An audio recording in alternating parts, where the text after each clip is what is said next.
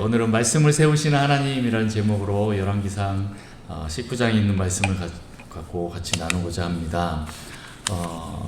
지난주에는 그 엘리야가 850대 1로 그 바알과 아세라의 선지자들과 싸웠던 그 일 이후에 일어난 일입니다. 19장부터 18장까지 그런 일이고 19장부터는 또 완전히 다른 양상으로 이야기가 전개가 됩니다. 아합 왕 앞에 그가 비가 오는데도 그 아합 왕이 타고 가는 그 마차 앞에서 엘리야가 허리를 동이고 사람이 마차보다 더 빨리 앞에서 뛰어가는 그 기적들을 보였죠. 능력들을 보였습니다. 그리고 딱 돌아왔는데 아합 왕이 어떻게 합니까? 그 다음에 그 부인 이세벨에게 자기가 어떤 일을 당했는지, 우리 바알과 아세라의 선지자들이 어떻게 죽임을 당했는지 낱낱이 다 이세벨에게 얘기를 합니다. 그랬더니 이세벨이 얼마나 화가 났는지 엘리야에게 가서 내일 이맘때까지 네가 살아있으면 내가 뭐 성을 갈겠다 이런 의미로 내게 벌 위에 벌을 내림이 마땅하다 하면서 내가 너를 반드시 죽이겠다라는 메시지를 전합니다.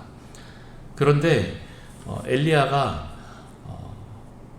어제만 해도 850대 1로 싸워서 갈멜산에서 대승을 거뒀는데 그럼에도 불구하고 엘리야가 그 얘기를 듣더니 갑자기 부들부들 떨면서 겁에 질리고 두려워서 그 북이스라엘을 떠나서 남유다로 내려갑니다. 남유다 브엘쉐바까지 내려갑니다. 브엘쉐바는 남유다에서 제일 남쪽에 있는 지방입니다.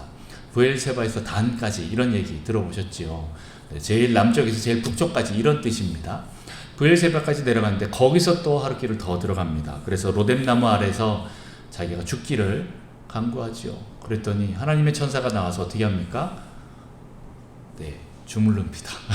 쓰다듬고 마사지를 해주고 야 힘내라 일어나라 엘리야야 이 떡과 이거 물을 먹어라 그리고 네가 갈 길을 다 가야지 하고 엘리야를 일으켜서 계속 가게 합니다. 그래서 40주 40야를 그러니까 40일 밤낮으로 안 쉬고 어디까지 갑니까? 하나님의 산 호렙산까지 갑니다. 신의 산입니다. 신의 산.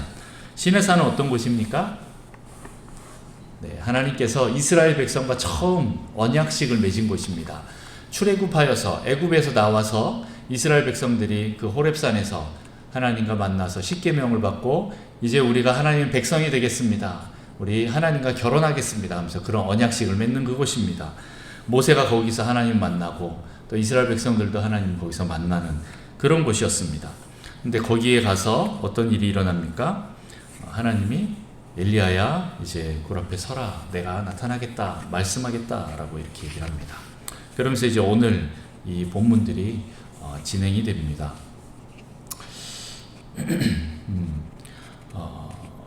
우선은 좀 먼저 살펴볼 것은 엘리야가 어떻게 해서 여기까지 왔을까요? 바로 이세벨 때문에 그렇습니다. 이세벨이 누구입니까? 아합 왕의 부인이면서 동시에 시돈 왕의 엣바알의 딸입니다. 바알의 제사장의 딸이다라는 것이죠. 이스라엘 백성이 그전에는 하나님도 섬기고 그러나 그 땅에 있는 바알도 섬겼지만 이제는 아예 하나님을 다 버리고 바알만 섬기게 하는 그런 일들을 행했던 장본인이 바로 이세벨입니다. 이세벨이 들어오면서 바알의 선지자들과 그 바알의 우상들을 엄청나게 수입해 옵니다. 그래서 그 땅이 완전히 이제는 우상숭배의 그런 땅으로 넘어가게 되는 것입니다. 굉장히 악한 왕, 악한 왕비입니다. 그 이세벨이 와서 어떻게 합니까? 하나님의 선지자를 다 죽입니다. 이스라엘 땅에 있는 하나님의 선지자를 다 죽입니다. 그렇게 할 수 있었던 것은 아합 왕이 있었기 때문에 자기가 그 뒤에서 그것들을 다 조종하는 겁니다. 아합 왕 뒤에서 이 모든 것을 조종하고 통제하면서 이 땅을 우상숭배케 하는 더 나아가서 우상숭배의 더 근본적인 말이 뭐라고 했었죠? 바로 자기 자신의 욕망의 투여를 그 우상에게 하는 것인데 나를 숭배하는 거지요. 자기가 높아지는 그런 일들을 행합니다. 이세벨이 얼마나 교만한 영이었는지 교만한 여자였는지 보면 알 수가 있습니다. 자기 자신을 꾸미고 드러내고 하는 것들입니다. 예후가 이세벨에게 왔는데도 어떻게 하고 있습니까? 얼굴을 그리고 있었다. 눈을 그리고 꾸미고 있었다. 이렇게 표현을 합니다. 화장하고 있는 거죠. 얼굴을 고치고 있는 거지요. 지금 자기가 죽게 생겼는데 거기서도 얼굴을 고치는 자기의 무언가 드러내는 것에 대해서 굉장히 중요시 여기는 사람입니다. 어쨌든 이 이세벨은 굉장히 교만한 사람이었습니다. 그리고 자기가 최고라고 생각하고 있습니다. 이 이세벨이 옛날 구약시대 엘리야 시대에만 있었을까요? 아닙니다. 이제는 이 이세벨이 그 당시에는 그 이름으로만 그 왕비로만 있었지만 실은 그 뒤에 역사하는 영이 있습니다. 악한 원수가 있다라는 것입니다. 그 악한 원수가 지금도 계속 하나님의 나라, 하나님의 교회에 들어와서 하나님의 선지자들을 죽이고 자기 자신은 높아지고 그리고 동시에 이 모든 것을 컨트롤하고 조종해서 하나님의 나라를 우상의 나라로 바꾸려고 하는 그것이 바로 지금도 일어나고 있다라는 것입니다. 그래서 우리는 그냥 이세벨 여왕이 옛날에만 있었다라는 것이 아니라 그때 그 여왕 뒤에서 행했던 그 영이 지금도 교회 안에서 하나님 나라 안에서 움직일 수 있다라는 것입니다. 그래서 이세벨의 이 영은 우리가 반드시 대적하고 전쟁하고 밟아버려야 될 영입니다. 악한 원수는 실은 죽지 않습니다. 사단은 죽지 않습니다. 세상도 없어지진 않습니다. 그러면 어떻게 해야 된다고요? 자아가 하나님 앞에서 회개하고 완전히 죽어지는 시간을 통과해야 된다라고 했습니다. 그렇게 우리는 이세벨을 보면서 완전히 없앨 수는 없습니다. 하지만 이 원수가 머리 들지 못하도록 우리가 항상 밟고 있는 것이 중요합니다. 제가 예전에 샬롬이라는 단어를 설명했었지요. 기억나시죠? 샬롬 무슨 뜻입니까? 원수의 머리를 밟고 있느냐라고 그렇게 물어보는 것입니다. 인사하는 거죠. 야, 너 정말 평안하냐? 라고 물어보는 것은 네 원수의 머리를 잘 밟고 있느냐? 원수가 너를 막 해코지하고 있지 않느냐? 라고 했을 때 아닙니다. 나는 샬롬입니다. 라고 얘기하는 건 뭡니까? 이 원수를 밟고 있다라는 뜻입니다. 여러분 그 원수를 밟고 있습니까? 여러분 안에서 계속적으로 하나님을 대적하게 하고 하나님보다 내가 더 높아지고 더 드러나기를 원하는 그리고 또 다른 사람들을 뒤에서 조종해서 나의 당파를 이루고 또 거짓 메시지를 퍼뜨려서 하나님의 교회를 와해시키는 그런 일들을 하는 것이 이세벨인데 혹시 그런 영들이 혹시 내 안에는 없는지 아니면 또 우리 주변에는 없는지 그래서 그것들이 완전히 고개 들지 못하도록 밟고 있어야 되는 그 기도 생활 그리고 그 영성 생활이 필요합니다. 그 믿음의 생활이 필요합니다. 지금 이 땅의 교회는 사도와 선지자 위에 그 터 위에 세워진 교회입니다. 에베소서에 보면 교회는 어디 위에 세워졌습니까? 사도와 선지자 위에 세워져 있다. 어떻게 보면 사도와 선지자의 그 피 위에 세워져 있다라는 의미이기도 합니다. 이세벨이 그렇게 정말 많은 사도와 선지자들을 죽였을 때 그 위에 또 세워지는 하나님 나라도 굳건하게 세워집니다. 로마의 교황이 또 로마의 지배자들이 하나님의 교회를 그렇게 박해하고 밟았지만 그럼에도 불구하고 그 핏값 위에 그 피 위에 세워진 것이 우리가 지금 믿고 있는 하나님 예수 그리스도의 몸된 교회입니다. 그 위에 세워지는데 이세벨은 또 계속 들어와서 우리를 그렇게 못살게 굴면서 밟습니다. 주로 누구를 밟습니까? 뭐 지금으로 치면 이제 목사라고 표현할 수도 있고 우리 교회 많은 중직자일 수도 있고 일꾼들을 그렇게 할 수도 있습니다. 아니면 앞에 서는 사람들, 특별히 뭐 찬양 인도를 하거나 이렇게 무언가 드러나는 것에 있는 사람들을 참 많이 유혹을 하고 또 그들을 걸고 넘어집니다. 그리고 또 하나 더 있습니다. 바로 우리의 어린 다음 세대들입니다. 이 다음 세대는 하나님의 선지자들이고 또 앞으로 자라나서 이 다음 세대가 하나님 나라에서 정말 귀한 일들을 많이 할 것인데 이 다음 세대를 잡아 죽이는 것이 또 이세벨의 영이 하는 것입니다. 우리는 이 영들과 싸워야 됩니다. 그렇게 할 때 우리의 자녀들 세대, 다음 세대들이 다시 일어날 수가 있습니다. 다시 일어나서 그들이 하나님의 선지자로서 하나님의 일꾼으로서 그렇게 하나님의 종으로서 하나님 나라를 세우는데 그들이 온전하게 잘 세워질 수 있도록 우리가 같이 싸워줘야 합니다.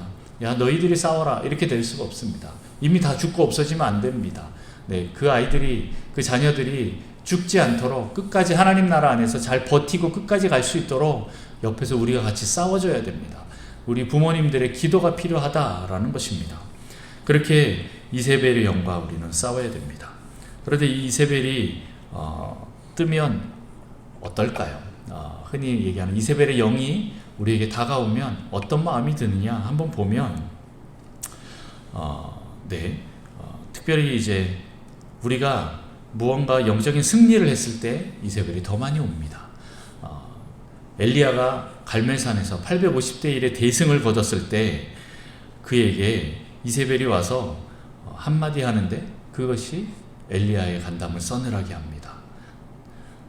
쉽게 말해서 딱 죽고 싶다 이 표현이 맞습니다. 진짜 죽고 싶은, 진짜 딱 아무것도 하기 싫다 라는 마음이 들 정도로 그 사람의 존재를 흔들어 버리는 그런 말을 합니다.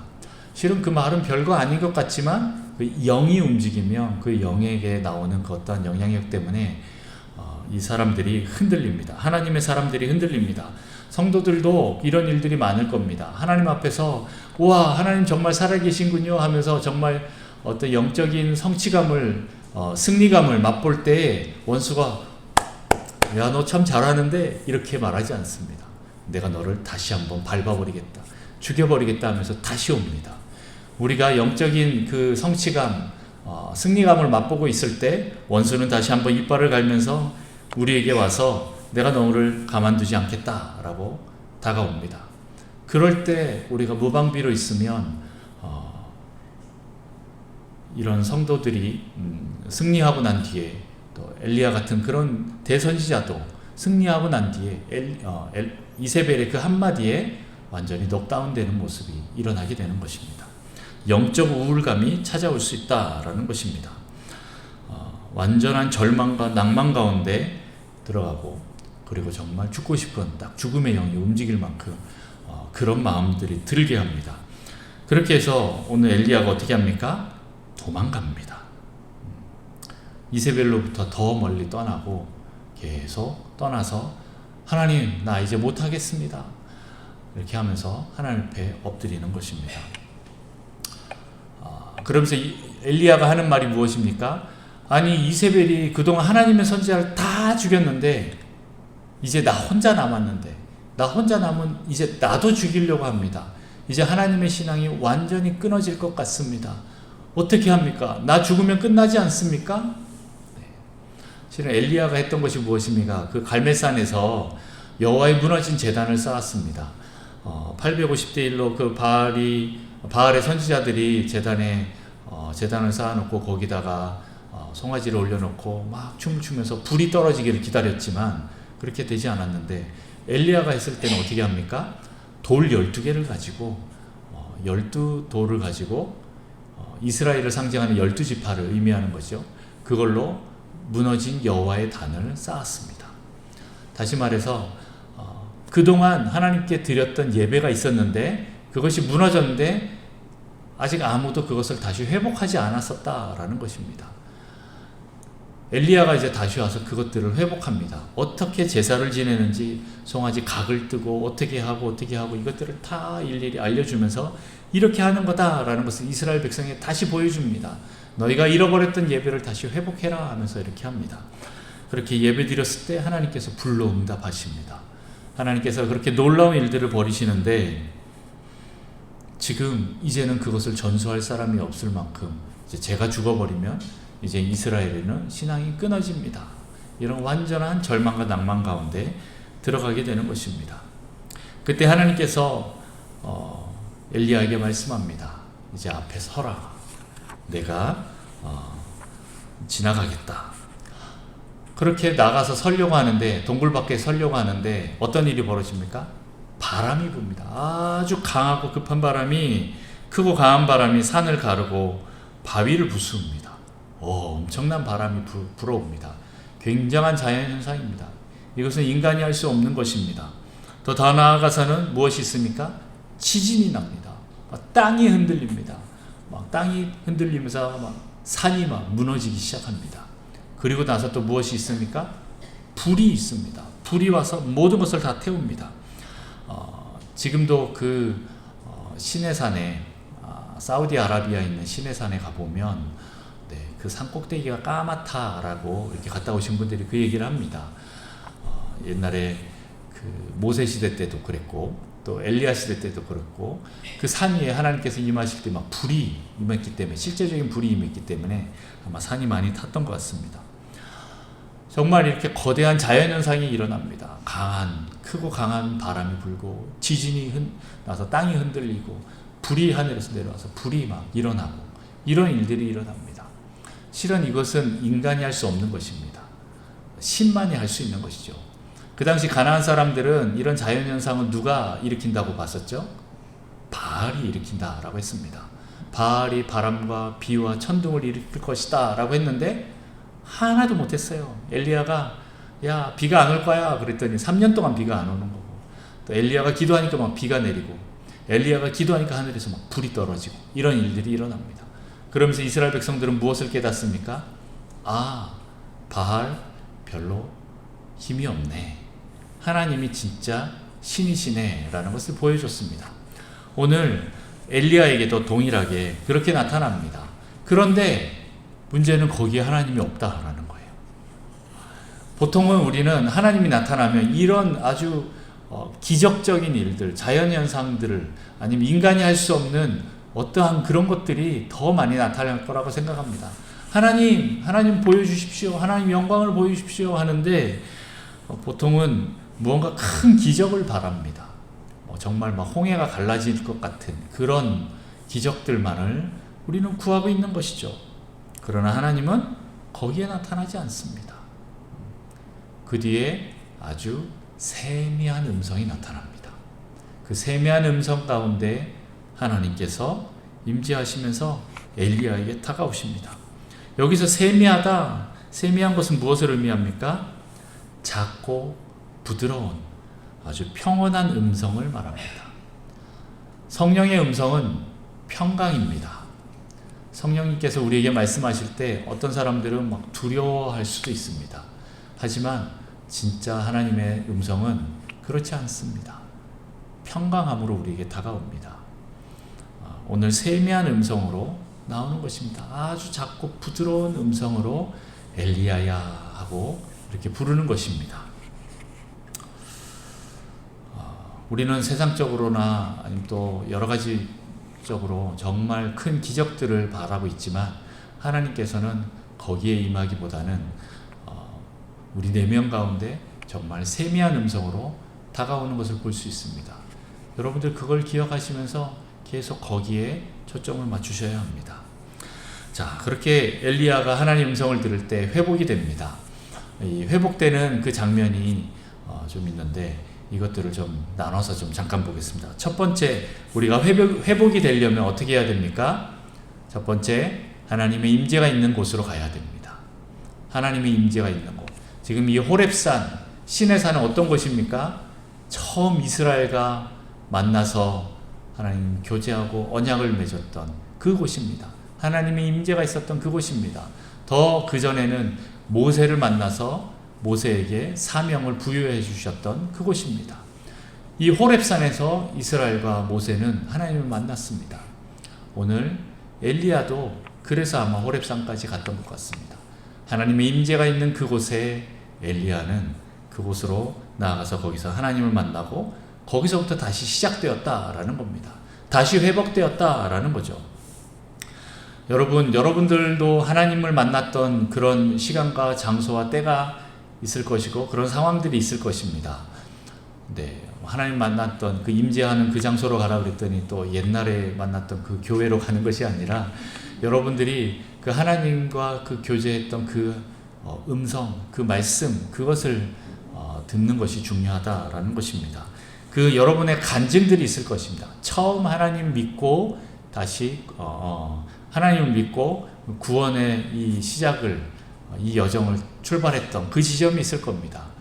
이 신앙생활을 시작했던 그 지점이 있을 것입니다. 하나님이 인격적으로 만났던 그곳이 있을 것입니다. 그 간증의 시작점으로 돌아가라라는 것입니다. 저는 이제 가끔 그렇게 합니다.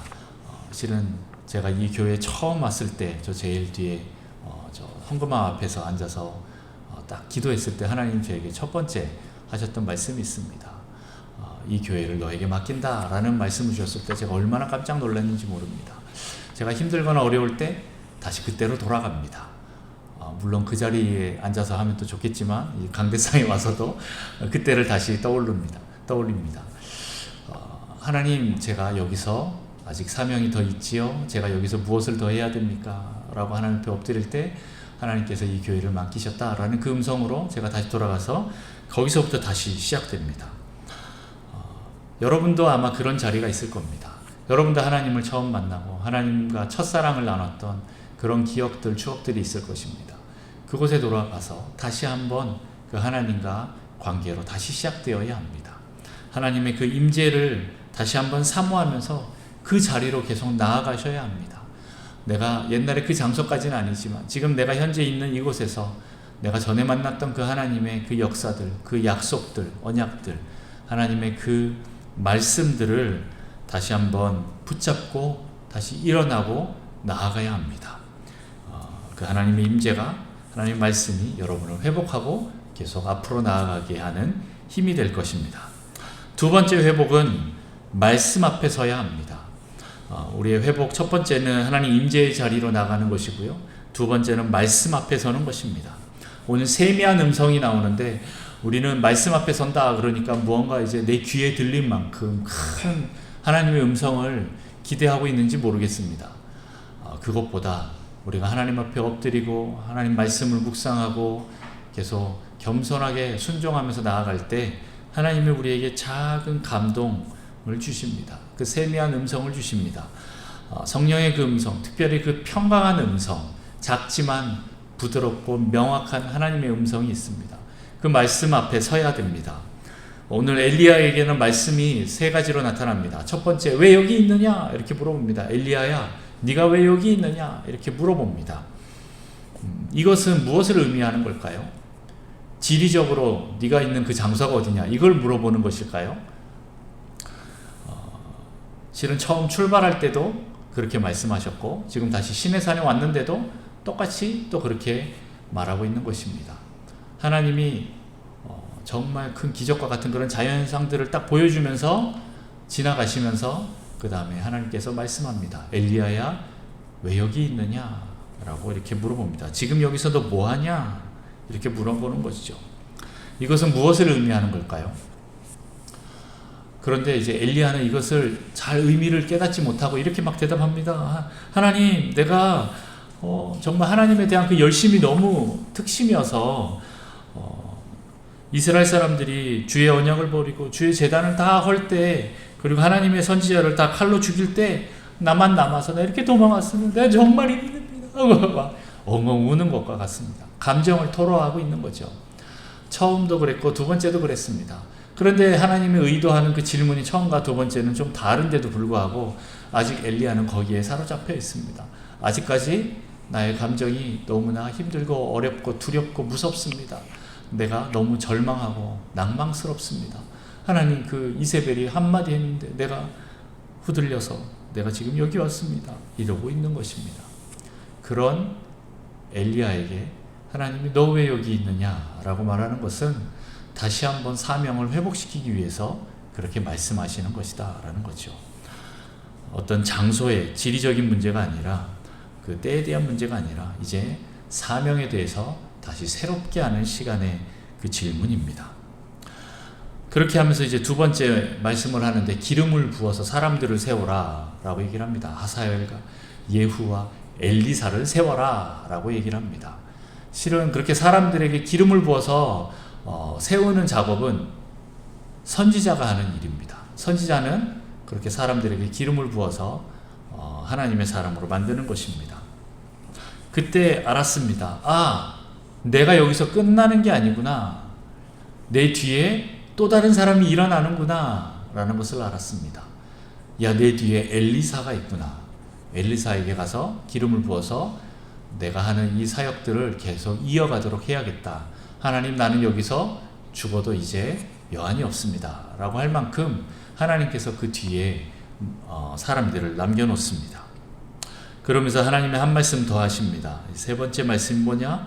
바알에 무릎 꿇지 않은 7,000명을 남겨둔다 라는 것입니다.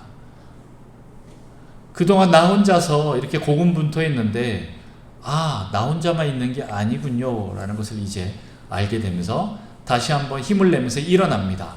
엘리야는 내 뒤에 엘리사가 있고 7,000명이 더 있구나. 나만 이제 남은 게 아니구나. 어떻게 보면 하나님의 그 크신 그림 가운데 지금 나는 한 조각을 담당했을 뿐이지 나머지 조각은 또 다른 사람들이 담당하겠구나 라는 것을 깨달았습니다. 그랬더니 그가 이제 힘이 나서 일어나서 이제 나가는 것입니다. 하나님은 이렇게 남은 사람들을 부릅니다. 마지막 때에도 하나님께서는 남은 자를 부르십니다. 이 남은 자, 렘넌트. 어떻게 보면 세상적으로 보면 렘넌트라는 뜻이 이제 남은 자라는 뜻도 있지만 또 다른 뜻으로는 찌꺼기 이런 뜻도 있습니다. 세상적으로 보면 이렇게 성공하지도 못했고 돈도 많이 없고 학벌도 별로 안 좋고 명예도 별로 안 좋고 능력도 그렇게 탁월하지 않는데 오직 하나님에 대한 그 믿음 하나만은 확실한 사람들을 의미합니다. 하나님께서는 그 사람들을 남겨놓고 마지막에 그 남은 자들로 하나님 나라를 이루고 사역을 하십니다. 여러분들은 남은 자입니다. 할렐루야. 네, 우리는 남은 자입니다. 여러분들 그 남은 자 안으로 들어가셔야 됩니다. 하나님께서 이 세상에서 그래도 하나님의 그 진노를 아직까지 이 땅에 퍼붓지 않고 참으시고 인내하시는 이유가 무엇입니까? 이 땅에 교회가 있고 남은 자가 있고 하나님의 그 신앙을 가지고 그 바알을 대적하여서 하나님께 무릎 꿇고 있는 그 사람들, 바알에 무릎 꿇지 않고 하나님께만 무릎 꿇고 있는 그 사람들 때문에 이 땅에 아직 진노가 있지 않는 것입니다. 저는 가끔 그렇게 생각해 봅니다. 이 땅에 전쟁이 나서도 벌써 몇 번이나 났을 그런 동네인데, 그리고 망했어도 몇 번이 더 망했을 그런 동네인데 왜 하나님께서 이 땅을 이렇게 붙잡고 계실까라는 생각을 해봅니다. 물론 이제 60년대, 70년대 우리 한국 교회가 부흥하면서 엄청나게 많은 사람들이 하나님께 헌신하고 하나님의 그 신앙으로 그렇게 자기의 생애를 다 들여서 교회와 이 땅을 다시 세워나갔는데, 지금은 또다시 언제 그랬냐는 듯이 다시 무너지고 있는 이 상황 가운데 그럼 우리는 어떻게 할 것인가? 그 숫자와 상관없이 엘리야 혼자 남은 것 같이 그렇게 느껴진다 할지라도 우리는 이 땅에 하나님의 진노를 막아서는 하나님의 거룩한 남은 자가 되어야 할 것이다 라는 생각이 듭니다. 여러분들에게 다시 한번 말씀드립니다. 여러분 이세벨에 놀아나지 마시고 남은 자로서 여러분들 굳건하게 서십시오. 흔들리지 마십시오. 이세벨이 그 하나님의 말씀을 받은 사람들에게 그 선지자와 하나님의 다음 세대의 그 수많은 자녀들을 죽이려고 할 때, 특별히 저는 이 이세벨이 다음 세대를 죽일 때 제일 많이 쓰는 도구가 이 미디어라고 생각을 합니다. 이 미디어가 정말 다음 세대를 다 죽이고 있는데 그 중에서도 우리의 자녀들에게 하나님의 그 신앙을 전수하여서 그들이 세상으로 흘러가지 않고 바알에 무릎 꿇지 않고 하나님께 무릎 꿇고 하나님 앞에 서 있는 그 남은 자가 되도록 여러분들 우리가 계속 기도하고 그 자녀들을 위해서 축복해야 될 줄 믿습니다. 여러분들 계속 그렇게 해나가기를 간절히 원합니다. 이렇게 하나님의 말씀 앞에 서면 하나님께서 우리를 사명을 회복시키시고 사람들을 일으키시고 또 남은 자들을 남겨놓으시면서 그 사람들을 통해서 우리의 모든 것들을 회복시키실 것입니다. 여러분들을 회복시킬 것입니다. 여러분 영적 우울감이 오십니까?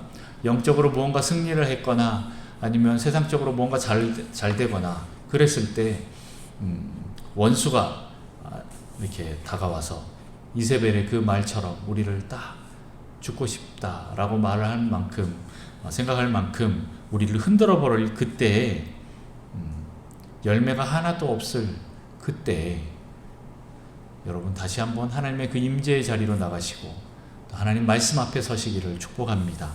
그렇게 하나님 앞에 설 때 하나님께서 여러분을 다시 회복시키실 것입니다. 하나님의 그 세미한 음성이 여러분을 다시 회복시키고 여러분을 다시 일으켜 세울 것입니다. 그렇게 오늘 엘리야는 엘리사에게 가서 기름을 붓고 이 모든 것들을 다시 전수해 줍니다. 지금 잠깐 전투에는 내가 이겼는데 그러나 이세벨과의 또 전투에서는 내가 잠깐 진 것처럼 또 보일 수도 있습니다. 그러나 전체적인 전쟁에서는 절대 지지 않는다라는 것입니다. 이런저런 전투에서는 이기고 지고 이것이 엎치락 뒤치락 하는 것 같지만 전체적인 전쟁 안에서는 결코 우리는 지지 않습니다. 왜냐하면 하나님이 살아계시기 때문에 그렇습니다. 여러분들, 하나님은 살아계십니다. 하나님께서 여러분들에게 잠깐 넘어졌다 할지라도 여러분들을 완전히 버리거나 책망하지 않습니다. 내 딸아, 내 아들아, 다시 일어나서 같이 나가자 하면서 여러분들을 다시 회복시키고 일으키실 것입니다. 그때 하시는 그 세미한 음성을 듣고 여러분 다시 일어나서 우리 함께 같이 나아갑시다. 하나님께서 여러분을 다시 회복시키고 또 하나님께서 더 큰 그림들을 보여주실 것입니다. 엘리야는 지금 자기밖에 모르는 이 그림, 자기가 볼 수 있는 이 그림밖에 못 봤지만 하나님은 더 큰 그림들, 숨겨져 있는 그림들을 또 보여줬습니다. 그것들을 볼 때 우리 안에 또다시 소망이 생기고 희망이 생길 것입니다. 우리가 지금 보이는 것이 다가 아닙니다. 하나님께서 여러분들에게 더 많은 것들을 또 보여주실 것입니다. 여러분들 엎드릴 때 세미한 음성으로 하나님께서 여러분에게 보여주시고 또 더 큰 그림들을 보여주실 때 우리 안에 더 큰 소망이 일어날 것입니다. 여러분, 소망을 가지고 하나님 앞에 나아가는 여러분 되시기를 축복합니다.